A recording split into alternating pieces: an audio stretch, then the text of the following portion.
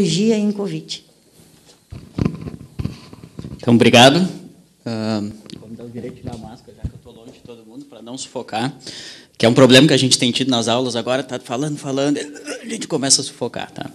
Então, primeiramente, queria agradecer os organizadores pelo convite, por falar dessa parte tão polêmica que é sobre a farmacologia, né, os fármacos que estão sendo usados, que talvez, agradecendo a pessoa do Dr. Keu, que me convidou para participar, e eu não sei se felizmente ou infelizmente acabou caindo para mim uma das partes mais polêmicas, né, e a gente vai falar bastante de cloroquina e hidroxicloroquina hoje. Né. Eu não estava preparado para fazer isso, mas vou aproveitar uma deixa da fala do Dr. Keu, que, independente do que a gente falar em termos farmacológicos aqui, se a gente falar de cloroquina, a gente falar de hidroxicloroquina, uma coisa que eu gostaria de iniciar falando é que a resolução da situação COVID ou da infecção COVID, ela sempre vai se dar pelo nosso sistema imunológico. Né? O que a nossa farmacologia faz vai ser auxiliar. Né? O que a gente sempre tem que ter em mente é que nós temos um exército dentro de nós, que é o nosso sistema imunológico, e esse exército está lutando contra outro exército. Né? Então, as intervenções farmacológicas, elas atuam de tal maneira para que a gente possa reduzir o exército do inimigo para otimizar a função do nosso. Né? Então, o fármaco ideal, aproveitando toda a fisiopatologia caracterizada pelo Dr. Keu, o fármaco ideal seria o fármaco aquele que diminuiria o exército inimigo, no caso, ou a multiplicação, ou o espalhamento do próprio corona, ou a divisão, a replicação dele, tanto faz. E, ao mesmo tempo, ele conseguisse modular esse sistema imunológico para que as citocinas pró-inflamatórias ou os mediadores pró-inflamatórios não entrem nessa dicotomia apresentada na palestra anterior. Então, o fármaco ideal é esse, tá? A droga ideal seria isso. Eu consigo, ao mesmo tempo, né? Eu não sei, a gente vai logo ver se esse fármaco existe ou não, né? Mas esse é o ideal, é a gente pegar e conseguir diminuir o exército inimigo ao mesmo tempo que a gente consiga controlar a exacerbação da resposta imunológica. Esse seria o ideal.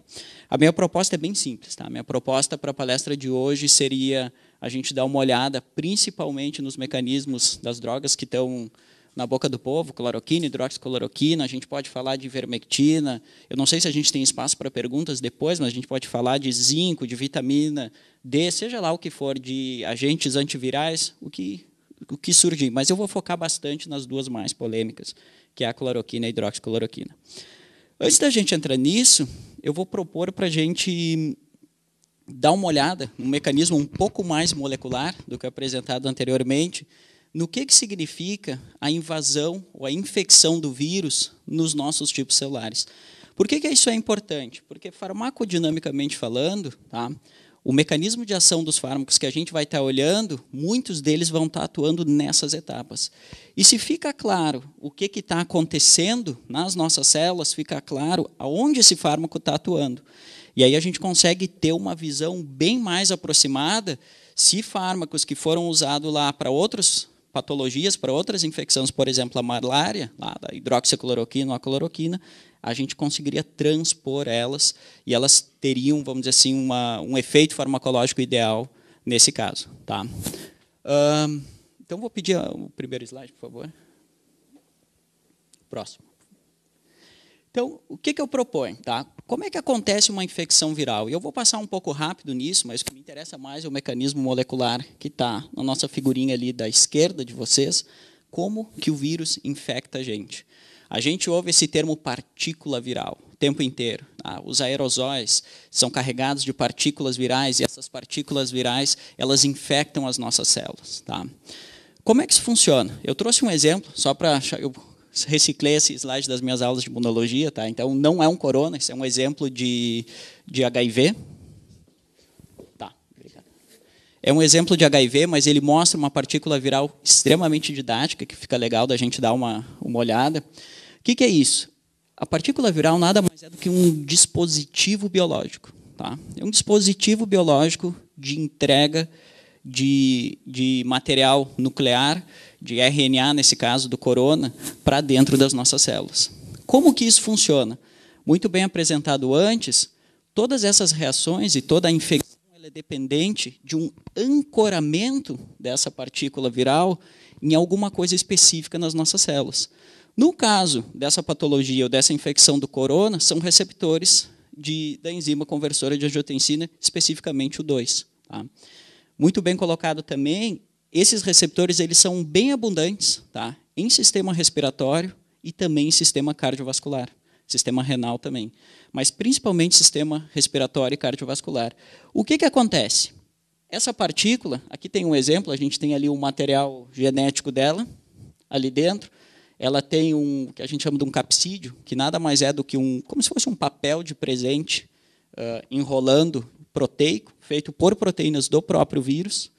A gente tem alguns vírus, geralmente os de genoma maior, que é o caso do corona, tem o que a gente chama de envelope, que é um pedaço da nossa membrana plasmática que ele rouba das nossas células. Tá? Então, ele rouba ali e monta esse dispositivo de entrega. E eu queria chamar a atenção, esse aqui, de novo, é um exemplo de HIV, tá? Não é corona, mas o corona seria mais ou menos a mesma estrutura, que existem várias proteínas aqui, ó, por exemplo, GP41, GP120, que, de novo, isso seria para um HIV, mas são proteínas virais. Essas proteínas virais, tá, que vão ligar nos nossos receptores celulares. E o que acontece? Quando essa partícula encontra, tá, essas proteínas virais da partícula encontram os receptores dos quais elas são específicos, isso gera na célula uma endocitose. A célula lá gruda e bota isso aí para dentro. E dentro dessa vesícula, tá, ela é uma vesículazinha, está lá a nossa partícula viral. Alguns vírus, como é o caso do corona, eles precisam primeiro ter como se fosse uma degradação da partícula viral. Então, eu entro, a gente chama isso de endossomo primário, e esse vírus precisa que a nossa célula, antes dele infectar a nossa célula, degrade para que a gente consiga liberar os conteúdos, seja o material genético, sejam as próprias proteínas virais que estão ali, que vão ser usadas para infectar a nossa célula, tá? Precisa ser degradada. A gente chama isso de etapa ácida. Tá? Então, o que acontece? Essa partícula, normalmente, ela acaba se fundindo com os nossos lisossomos celulares, que são as nossas organelas que degradam coisas. Esses lisossomos, eu queria chamar a atenção disso, eles geralmente trabalham num pH levemente mais ácido, na verdade, nem tão leve. Tá? Por que isso acontece? Porque isso desnatura, faz com que proteínas que estão ali presentes percam o seu formato e facilite o trabalho das enzimas lisossomais. Nessa estrutura, nessa fusão dessa partícula inicial com esse lisossoma, a gente forma uma estrutura chamada de fagolisossoma, o qual degrada lá a partícula viral, libera o material, as proteínas virais, o material genético viral, que no caso do corona é um RNA positivo, e a partir disso, tá, todo esse conteúdo acaba tendo acesso às nossas células. Bom, o que acontece uma vez que eles têm, que todo o conteúdo viral acaba tendo acesso às nossas células? Ele começa a usar a nossa maquinaria. Tá? Usa a nossa maquinaria, se repica, aumenta os seus números, sintetiza novas proteínas virais, e o objetivo do vírus é, novamente, montar um novo dispositivo para infectar novas células. Na nova célula, ele faz a mesma coisa, monta mais partículas virais, infecta novas células, e a coisa vai se espalhando. Tá? Outro ponto que eu queria chamar a atenção é que nesse processo, tá, de montar uma nova partícula viral, várias dessas proteínas virais representadas, pode ser proteínas que formam esse capsídeo, pode ser proteínas que estão lá no próprio envelope, que depois vão fazer o ancoramento. Tá?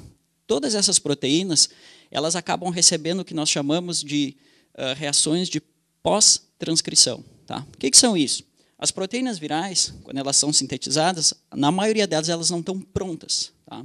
Elas são proteínas que ainda precisam de um acabamento. Algumas delas são quebradas, outras delas recebem outras moléculas, principalmente açúcares, e formam glicoproteínas, tá? Que nós chamamos isso de reações de glicosilação. E, principalmente, essas reações de glicosilação acabam acontecendo dentro de organelas, como um complexo de Golgi, que, novamente, tá, atua num pH levemente mais ácido. Sim? Então, é assim, infectamos, achamos o receptor certo, entramos, digerimos, liberamos todo o conteúdo, vamos para um Gold, por exemplo. Ali nós terminamos o processamento de toda a parte proteica. Uma vez isso pronto, montamos uma partículazinha nova. Geralmente essas partículas vão se acumulando, se acumulando, se acumulando dentro dessa célula. Na maioria das vezes a célula estoura. Tá? E esse monte de partícula é liberada e o ciclo recomeça de novo. Tá? Então isso geralmente demora, depende muito do agente infectante, mas no momento que o vírus está dentro da célula, geralmente o paciente está assintomático. Tá? Daqui a pouco, quando o vírus estoura, isso no início, estoura e libera conteúdos celulares, as partículas virais, febre e vem os sintomas clínicos. Tá? Uma vez fora, tá, o que esse vírus faz? Aí uma vez com esse monte de proteína viral, partículas fora, o que acaba acontecendo? O nosso organismo ele começa a fazer uma resposta a isso. Tá? E eu trouxe aqui um slide talvez de uma etapa um pouco mais avançada. Isso aqui seria a disfunção que a gente tem num alvéolo quando o paciente acaba evoluindo para um SARS. Tá? Então tem toda a fisiopatologia aqui já descrita na palestra anterior, que eu não vou me deter muito, mas o que eu queria chamar a atenção é que à medida que essa infecção ela vai se espalhando, tá? Seguindo todos esses caminhos que a gente estava delineando antes, muitos mediadores imunológicos, citocinas pró-inflamatórias, que ativam o sistema imunológico, que podem gerar todas as disfunções caracterizadas anteriormente, eles acabam sendo produzidos. Tá? E eu queria chamar a atenção para alguns deles, por exemplo, a interleucina 6, já caracterizada, a interleucina 1, TNF-alfa, que são citocinas pró, não está colocado aqui. Tá? Mas esses mediadores inflamatórios, eles são necessários. Eles são necessários porque eles que ativam o nosso sistema imunológico. E, de novo, o porquê que a gente acaba tendo um exacerbamento, tá, na produção desses mediadores, a gente não sabe ainda. Talvez uma diferença, uma variabilidade genética, não sei. Né? A gente realmente não sabe. Mas é isso que leva. Se a gente suprimisse totalmente esses mediadores inflamatórios, a gente não teria resposta. E, de novo, se a gente não tiver resposta, a gente suprimir o nosso sistema imunológico, a gente fica suscetível ao vírus, porque é o sistema imunológico que vai resolver o problema. Então, o que seria um fármaco ideal, tá, para a gente conseguir tratar essa pandemia ou essa infecção de Covid? Seria aquele fármaco que impedisse, em primeiro lugar, que eu conseguisse infectar novas células, ou que eu seja infectado, vamos dizer que eu estou tomando profilaticamente. Tá? Eu quero impedir com que essa partícula viral entre na minha célula. Tá? Ou eu quero impedir que, caso eu seja infectado, essa partícula viral consiga terminar o ciclo de replicação e formar uma nova partícula viral. Isso é possível também. E o que eu quero também? Eu quero, de alguma maneira, não deixar o meu sistema imunológico produzir esse excesso de citocinas pró-inflamatórias. Tá? Então, o tratamento ideal seria isso. Não deixo entrar. Caso entre, eu tenho uma etapa que não deixa entrar. Caso entre, eu tenho uma etapa que iniba a replicação e que eu consiga não suprimir totalmente, mas dar uma diminuída nesses mediadores pró-inflamatórios. Isso seria o tratamento ideal. Tá? Bom, então, eu vou focar bastante, né, desses dois fármacos polêmicos, né, que são a cloroquina e a hidroxicloroquina.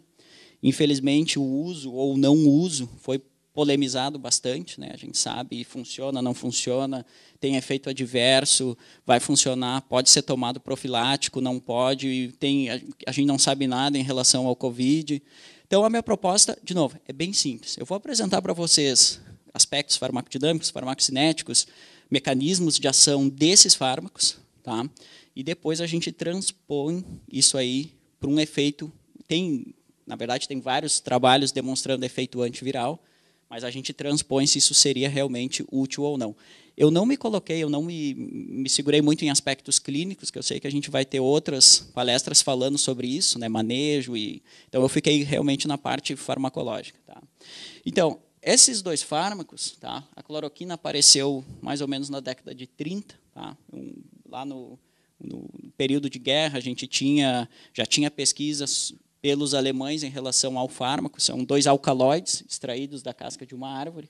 A hidroxicloroquina apareceu mais ou menos da década de 50. Tá? E, num contexto histórico, como foi colocado pelo Dr. Frank antes, na década de 40 e 50, a malária era a doença parasitária que uma das que mais matava no mundo. Era um problema, tá? Realmente era um problema.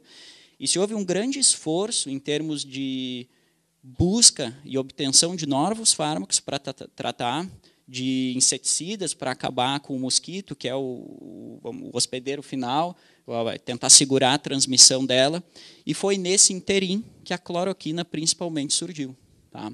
Então, ela é um fármaco que, na época, era extremamente eficiente, realmente extremamente eficiente, foi um dos fatores que ajudou a controlar o problema da malária. Tá? Atualmente, a cloroquina para a malária não é muito eficiente por causa de resistência. E a resistência dela não seria porque ela perdeu a função, mas o próprio causador, o protozoário que causa a malária, principalmente a cepa mais, vamos dizer assim, danosa para o ser humano, acabou desenvolvendo um transportador que tira a cloroquina do lugar de ação dela. Tá? Farmacocineticamente falando, tá? Ela é um fármaco com uma característica lipofílica, tá? Tem carga neutra em pH sanguíneo, no nosso pH corporal, e isso é uma característica extremamente desejável. Vias de administração pode ser por via oral, ou pode ser injetável, geralmente subcutâneo ou intramuscular. Subcutâneo e intramuscular, a absorção da dose desse fármaco, o que é interessante, porque a gente acabou de ver que a fisiopatologia, pelo menos do COVID, caso a gente concorde que funciona ou não, são exatamente os tecidos ou os sistemas onde a gente teria maior incidência desse receptor da enzima conversora de angiotensina 2. Tá? Então, é uma coincidência feliz, vamos dizer assim. Se acumula bastante respiratório, renal e cardiovascular. Tá? A ligação dela é em proteínas plasmáticas, bem simples, metabolismo hepático, em torno de 50%, produz metabólitos que duram, são metabólitos ativos. A gente consegue ter traços de cloroquina por às vezes até por meses. Tá? Eliminação renal, um tempo de meia-vida mais ou menos de umas 50 horas. Algo bem padrão assim. O que a gente sabe da cloroquina? Tá? Muito rapidamente, ela atua na fase eritrocítica, tá? do agente causador, é um protozoário que causa a malária. E nessa situação de atuar como um agente antimalárico, o que ela faz? Por ela ser um alcaloide, de novo, de carga neutra em pH sanguíneo, ela consegue passar e se distribuir, ela tem um grande volume de distribuição. O que é isso? Ela se espalha muito pelos tecidos, tá? Realmente se espalha bastante, e ela consegue, por características, de novo, da própria molécula, ela tem uma tendência a se acumular em lisossomos. Não necessariamente só em lisossomos, mas em moléculas ou em compartimentos intracelulares que estejam com pH mais acidificado. E o que acontece? Ela é transportada para lá, e como, sendo um alcaloide, ela é uma base fraca, ela tenta neutralizar e consegue neutralizar um pouco esse ambiente ácido. No momento que ela neutraliza esse ambiente ácido, tá, ela acaba ficando presa ali. Tá? Para quem teve biologia celular, sabe que uma vez que a gente bota uma carga, ela recebe um H+, um próton, e fica com uma carga positiva. No momento que a gente põe uma carga numa molécula, ela não entra nem sai mais do lugar que ela está, a não ser que a gente pegue um transportador específico e tire ela dali. Tá? Então, ela acaba também tendo uma característica farmacocinética de ficar aprisionada nos tecidos. A gente toma, tá? Ela é absorvida, ela é bem distribuída, mas ela demora para sair do nosso organismo. E depois a gente vai citar que a maioria dos casos de toxicidade aguda geralmente acontece quando a gente quer tratar um paciente que está com sintomas lá um pouco mais exacerbados e exagera um pouquinho na dose. Aí o que acaba acontecendo? Entra muita cloroquina para dentro, aí repete a dose, ela se acumula e tem pouca saída. Aí a gente tem acúmulo de doses e toxicidade bem grande. Pode ser fatal, tá? Realmente pode ser fatal. Então, o que ela faz? Uma vez que ela... Opa! Então, o que acontece? Uma vez que o paciente, no caso da malária, tá? Muito rapidamente, eu vou passar por aqui, o Plasmodium falciparum, quando ele entra na nossa hemácia, ele forma como se fosse um vacúolo digestivo. Tá? Ele tenta degradar, ele degrada a nossa hemoglobina, usa os aminoácidos dessa hemoglobina como fonte de alimento, tá? De fonte de nutrição.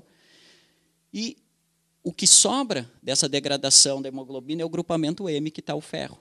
E esse grupamento é tóxico para o plasmódio. Então, o que ele tem que fazer? Ele tem que detoxificar, dar um jeito de neutralizar a disponibilidade desse ferro. Tá?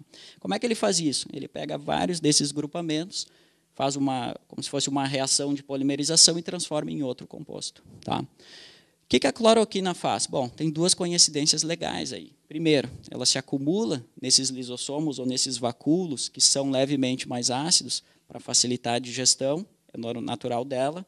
Ela fica presa ali, quando ela neutraliza esse pH, e ela inibe uma enzima que faz essa detoxificação do grupamento M. Tá? No caso da malária, quando isso acontece, uma vez que tu não detoxifica esse grupamento M, ele simplesmente gera um monte de reações, principalmente reações oxidativas, e tu mata o agente. Extremamente eficiente, tá? Nesse contexto de malária. Bom, tá, mas e por que ela não funciona hoje em dia tanto para malária? Porque o parasita, lá, o protozoário, ele desenvolveu um transportador específico que tira ela desse vacúolo ácido. Tá? Então, não funciona muito bem. Tá? Bom, então é isso que ela faz tradicionalmente. Tá? É isso que a gente sabe sobre ela. Se a gente voltar, tá? E a hidroxicloroquina faz praticamente a mesma coisa, com a mesma cinética. A grande diferença da hidroxicloroquina, que a gente, quando falar de efeitos adversos, vai ver que ela tem menos efeitos oculares. Todo o resto é igual para as duas. Então, isso é o que a gente sabia tradicionalmente, tá? Realmente tradicionalmente. Porém, alguns pesquisadores se deram conta que esse fato da hidroxicloroquina conseguir se acumular nesses ambientes acidificados poderiam ter a ver ou poderiam influenciar em vírus, tá? Ou na replicação viral de algumas classes de vírus, e aqui eu cito 3, que são onde ela aparenta ter um efeito bem positivo, que são flavivírus, são retrovírus e coronavírus. São os 3 tipos virais que a cloroquina tem um possível papel. Tá? Os outros, nem tanto. O que ela faz?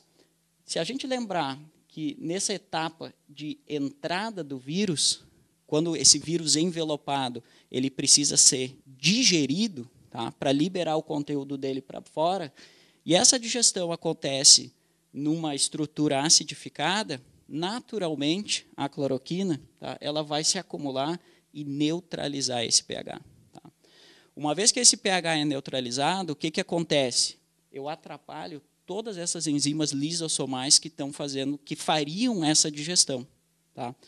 E o que acaba acontecendo? Na maioria dos casos, eu não faço a digestão da partícula viral. Ou se eu faço uma digestão parcial, a qual não libera o material genético ali, o material viral ali. Para quem também teve biologia celular, sabe que a gente tem um tráfego de vesículas entrando e saindo das nossas células o tempo inteiro. Né? Então, o que acaba acontecendo? Naturalmente, como essa vesícula ela fica um tempo ali, eu não consigo liberar essa partícula viral, ela naturalmente acaba voltando e fazendo como se fosse uma exocitose, e a partícula viral sai da célula sem conseguir infectar. Tá? Então, esse é o primeiro ponto que tem literatura demonstrando, tá, que a cloroquina ela conseguiria e consegue, tá, principalmente para flavivírus, tem bastante experimentos nisso. O flavivírus, pelo que eu sei, é um problema no Japão, tem bastante grupos japoneses que fazem experimentos nisso, mas ela conseguiria inibir essa etapa. Um artigo interessante que eu achei ontem, fazendo uma revisão bem recente, tá, e eu vou apresentar eles no final, que eu não sabia dessa informação, né, então trago em primeira mão, é que, aparentemente, a cloroquina ela tem a capacidade de se ligar especificamente naquele receptor da enzima conversora de angiotensina 2. Ela liga no receptor e faz um efeito antagonista. O que é um efeito antagonista? Eu ligo e inibo o receptor. Tá? Fiquei sabendo disso ontem também, até trouxe os 2 artigos para mostrar para vocês. Ou seja, é um efeito que não se sabia, né? Mas o que ela faria? Além de ela conseguir entrar, se acumular aqui e impedir essa digestão, ela não deixaria essa partícula viral nem ligar no receptor celular que nós teríamos. Primeira coisa. não para por aí, tá? Realmente. Então, cloroquina e hidroxicloroquina teriam esse potencial para essas 3 classes de vírus: flavivírus, coronavírus e retrovírus. Tem muito experimento com ela em HIV com um sucesso relativo, tá? Realmente bem relativo. Promissor. Infelizmente, o HIV é difícil de controlar, né? Mas bem promissor. Mas não é só aqui que ela atuaria, que se pensa que ela atuaria. Onde mais a gente tem algum outro organela intracelular que ela poderia se acumular devido a esse caráter ácido? Sim. E uma das organelas intracelulares é o próprio complexo de Golgi. O complexo de Golgi ele não é tão acidificado que nem um lisossomo, mas ele trabalha num pH mais ácido, o qual, de novo, por características das próprias moléculas, essa cloroquina e a hidroxicloroquina também conseguiriam se acumular ali. Tá? E no momento que elas se acumulam ali e neutralizam esse pH, tá, elas também atrapalham uma série de reações que acontecem ali. Principalmente reações que a gente chama de transaminações. O que é isso? São reações onde a gente pega açúcares, tá? Ou tem enzimas, por exemplo, chamadas de glicosiltransferases, que pegam açúcares e grudam em moléculas proteicas para formar glicoproteínas. Tá? Então, farmacodinamicamente falando, em termos de mecanismos de ação, a cloroquina também conseguiria se acumular aqui, neutralizar esse pH e atrapalhar a função dessas glicosiltransferases. O que isso acarreta? Acarreta que a gente não, que no caso, por exemplo, de um coronavírus, caso ele tenha passado da primeira etapa, ele não conseguiria terminar esse processamento pós-transcricional das proteínas dele. Tá? Ou seja, as proteínas virais elas realmente precisam serem produzidas, terem os seus açúcares colocados ali, para depois conseguir se ligar nos seus receptores específicos, para depois conseguir fazer, por exemplo, a participação na própria replicação ou replicação desse DNA, desse RNA viral, nesse caso. Então, no momento que eu faço isso, que eu estou atrapalhando também esse processo, a gente consegue fazer quase que 2 coisas acabam acontecendo pelos dados experimentais. Primeiro, inibe a replicação. Tu não consegue finalizar o processamento das proteínas responsáveis pelo aumento de número de cópias virais. E a segunda coisa, tá?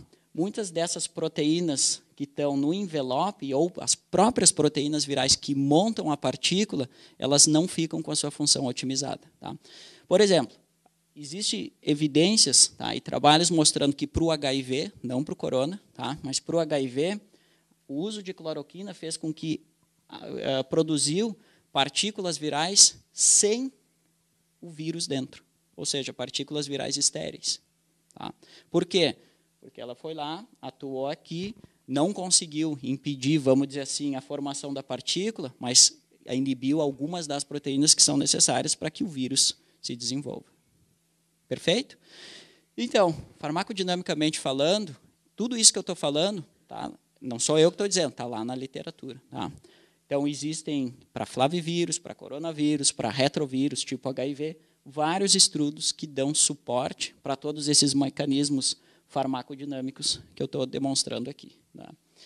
Bom, então ela impediria não só a entrada, a ligação, tá? Valeria para a cloroquina e para a hidroxicloroquina, impediria a ligação, impediria a digestão, ou a entrada mediada por ácido, e depois ainda impediria ou a replicação ou a formação de partículas virais realmente infectantes. Então, são vários pontos que possivelmente, basicamente pelo lugar onde ela se acumula, tá, poderiam ser funcionais e ser usadas, no caso, para o tratamento do corona. Tá.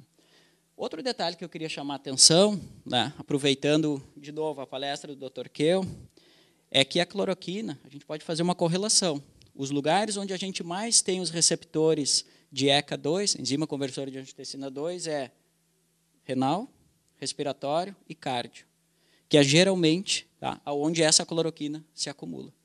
Então, se a gente tem uma patologia que tem um agente infectante que se acumula em determinados tecidos, que mostra cardiopatias, que mostra dano renal, que mostra dano pulmonar, a gente, por causa do acúmulo de receptores, e nós temos um fármaco que preferencialmente se acumula nesses tecidos, né, é algo realmente positivo. Porém, uma vez que não acaba aqui, tá? A situação não acaba aqui. Não me lembro bem da minha ordem de slides, deixa eu dar uma espiada para cá. Depois a gente volta ali, eu só botei porque era bastante coisa. Existem vários, não sei se você sabe, mas a cloroquina e a hidroxicloroquina também são usadas em doenças reumáticas, tá? Doenças inflamatórias crônicas, tá? Lúpus eritematoso também, tá? Então, doenças inflamatórias crônicas. Ela demora, geralmente, 1, 2, 3 meses para produzir um efeito, mas a cloroquina é consagrada de inibir inflamação, tá? Então, o uso delas nessas doenças é realmente diminuir a inflamação crônica que os pacientes têm, tá? Como é que ela consegue fazer isso? Bom, da mesma maneira que ela tem uma tendência de se acumular em determinados tecidos, ela tem tendência a, vamos dizer assim, modular ou modificar vários processos imunológicos. Ela tem uma tendência a se acumular principalmente em macrófagos, tá? E alguns linfócitos. Lembrando que os macrófagos, tá, são células do nosso sistema inato, que são talvez um dos principais produtores da interleucina 6, tá, de interleucina 1 numa fase aguda, de TNF-alfa, que geram muitos dos sintomas, ou da cytokine storm, que mais tarde a gente também vai ter lá uma palestra falando sobre isso. Tá? O que a cloroquina faz ao se acumular preferencialmente também em macrófagos? Inibe a secreção, produção e secreção de citocinas. Tá? Então, de alguma maneira, não se explica muito bem, mas de alguma maneira, isso são dados, né, experimentais, ela diminui a produção de TNF-alfa, que não está listado aqui, tá? Isso é demonstrar a patologia da SARS, mas diminui a produção de TNF-alfa e interleucina 6 principalmente. Tá? Então, além de ter essa ação antiviral, potencial antiviral, tá? Por aqueles mecanismos lá farmacodinâmicos que a gente estava falando, ela ainda também tem um uso consagrado como anti-inflamatório, que nesse caso, modulando interleucina 6 e TNF-alfa, que não está representado aqui, que são duas grandes citocinas pró-inflamatórias, principalmente de fase aguda, seria também extremamente benéfico para um caso de coronavírus. Tá? Então, eu fiz aquela pergunta de início, né, se a gente teria um fármaco ideal que conseguisse modular vários pontos de uma resposta dessa patologia para ser tomado a nível preventivo, ou para ser tomado a um nível, pacientes que estão lá em fase 1, 2, 3, não sei, né? Sim, a gente tem. Né? Realmente a gente tem, e a farmacodinâmica, pelo menos, mostra a potencialidade muito grande do uso desses dois fármacos. Tá? Aí vem a grande polêmica. Né? Vem a grande polêmica. Então, aqui algumas das características que eu falei. Tá? Mas aí vem a grande polêmica. Efeitos adversos e toxicidade. Como professor de farmacologia, tá? Eu também dou, além de dar imunologia, eu dou farmaco aqui na Univates. Como professor de farmacologia, eu queria fazer uma ressalva. Tá? Que, quando a gente estuda, tá, todos os efeitos adversos e toxicidade, na maioria se a gente pegar qualquer dos livros de farmacologia que a gente usa em todas as universidades do mundo, o teste para toxicidade e efeitos adversos, ele não é doença específico, ele é fármaco específico. Tá? E, por incrível que pareça, nós conhecemos, desde 1940, a toxicidade e os efeitos adversos relacionados a esses dois principais fármacos. Conhecemos. Nós sabemos as doses que são tóxicas, nós sabemos que acima de determinadas concentrações, determinadas posologias, vai ser tóxico. A gente sabe que se der abaixo de determinadas doses, não vai ter efeito, pelo menos em malária, não vai ter efeito em fase aguda, mas pode ser tomado como profilático, que eu também não vou entrar muito nesse caso, que eu sei que nós teremos outras palestras que provavelmente vão abordar isso, manejo de pacientes. Tá?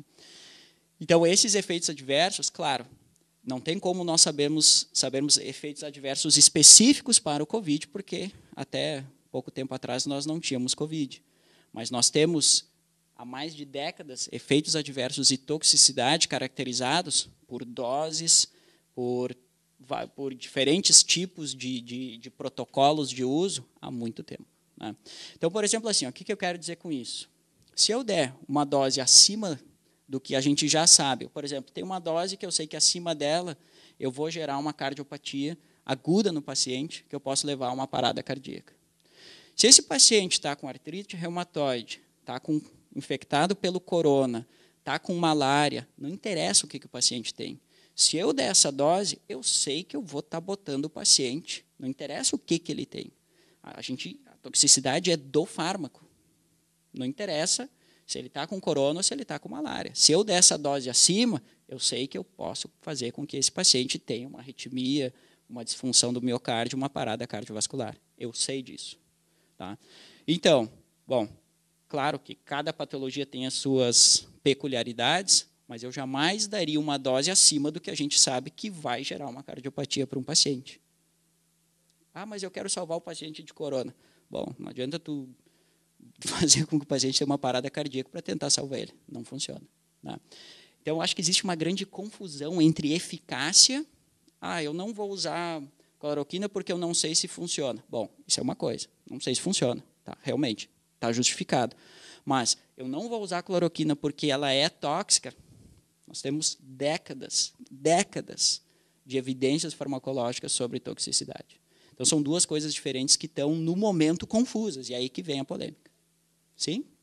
Tá, então, o que a gente sabe? Que, agudamente, tá, e, de novo, essas doses agudas, geralmente a toxicidade vem de problema agudo. Por quê? Pela característica dessa cloroquina e hidroxicloroquina se acumularem nos tecidos. Aí, geralmente, como a absorção dela é um pouco errática, geralmente a gente usa o que a gente chama em farmacologia de dose de ataque. A gente dá uma dose um pouco maior, para ter uma concentração plasmática dentro de um efeito terapêutico, e depois a gente faz a manutenção com doses menores. Tá? Então, geralmente, a toxicidade aguda vem daí. Tá? Doses de ataque mal planejadas, com doses subsequentes mal planejadas. Tá? O que se gera? A maioria são efeitos agudos cardiovasculares e no sistema nervoso central. Tá? Vasodilatação, hipotensão, disfunção de miocárdio e, infelizmente, parada cardíaca. Pode acontecer. Tá? Doses, sistema nervoso central geralmente é uma cefaleia, tontura, pode dar uma convulsão e coma. Tá? São efeitos agudos os mais comuns, tá? Em relação a esses dois fármacos. De uso crônico ou os efeitos adversos de uso crônico são muito dose dependentes. Tá? Geralmente, concentrações acima de 250 miligramas de base. Tá? E aqui eu não estou falando, por exemplo, de uma... Ah, mas eu ouvi dizer que a dose da hidroxicloroquina ou da cloroquina é 400 miligramas. Mas ali é hidroxicloroquina fosfato. Sim? A base ali deve ser mais ou menos na casa de uns 200, 250 miligramas. Tá? Então, falando do próprio fármaco. Doses acima de 250 miligramas, cronicamente, são problemáticas. Tá? Então, elas geralmente causam esses distúrbios gastrointestinais, cefaleia, eczema. Talvez o pior de todos e o que está mais... Segundo a minha pesquisa de ontem, dos últimos 100 artigos publicados no tema, é prolongamento de QT, tá? de onda QT, pode uma arritmia bem considerável, muitos dos pacientes estão desenvolvendo.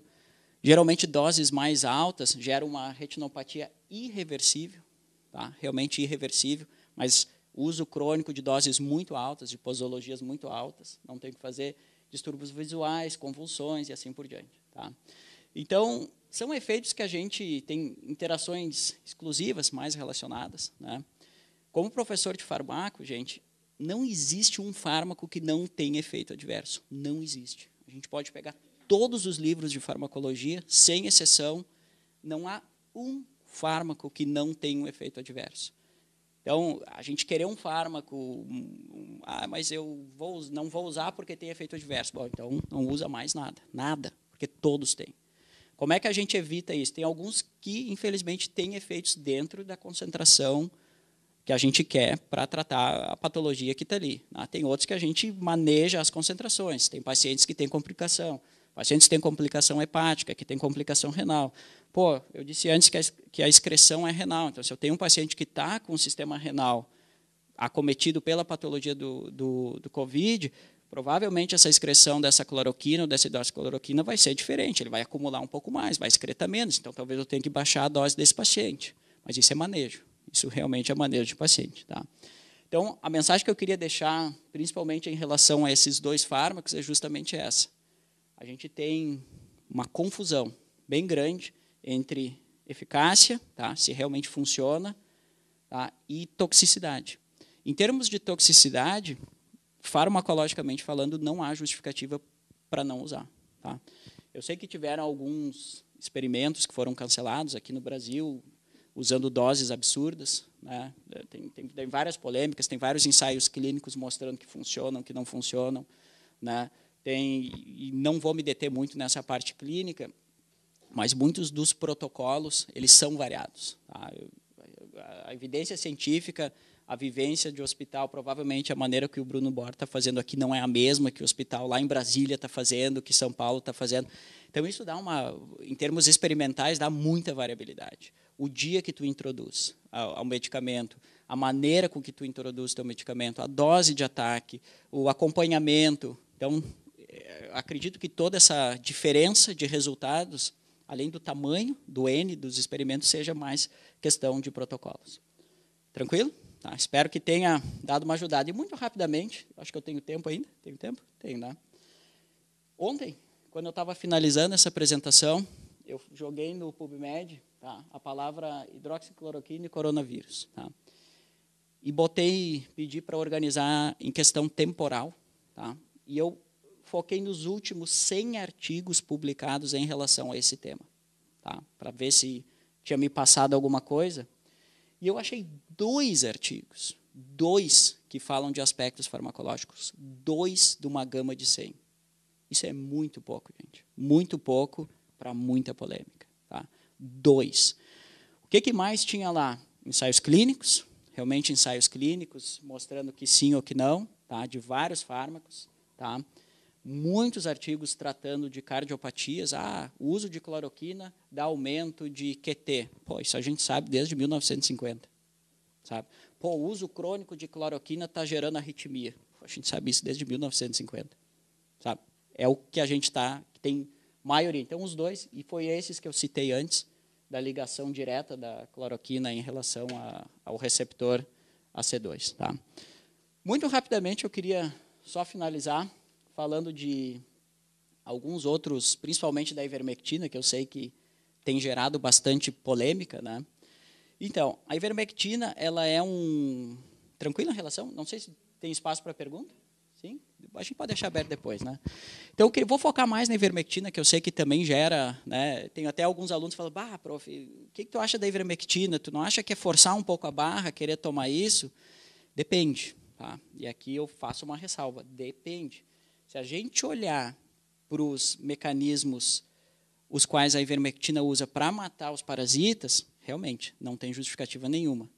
Só que, se a gente olhar só para isso, mas se a gente olhar para os outros mecanismos que estão dispostos, que estão presentes na literatura, que mostram um baita de um potencial antiviral, que eu vou mostrar para vocês, pode ser que ela funcione. Tá? Então, a ivermectina também é um composto antigo, tá? Seguro, onde a gente tem algumas décadas de conhecimento de efeitos adversos, toxicidade, posologia, farmacocinética. A farmacocinética da ivermectina é muito parecida com a da cloroquina, tempo de meia-vida, absorção, metabolismo, realmente é muito semelhante. Tá? O que ela faz? A ivermectina, nos parasitas, nos nematodos, em eumintos, ela bloqueia um canal de cloro, ela ativa um canal de cloro, um isotipo ou uma isoforma de canal de cloro que é expressa, que é um canal de cloro aberto por GABA, que é expresso exclusivamente nesses nematodos. Até poderia ligar no nosso canal de cloro, tá? No nosso receptor de GABA, mas a afinidade é muito, muito, muito baixa. Tá? Então, é quase que uma exclusividade. No momento que ela liga lá vamos dizer, no euminto, tá? Ela ativa esse canal de cloro, a gente hiperpolariza aquela célula, esse euminto não consegue mais contrair, não consegue mais se mexer, e facilita para que o nosso organismo expulse ele. Tá? Então, essa é a ideia. Eu não preciso matar o parasita, né? Desde que eu tire ele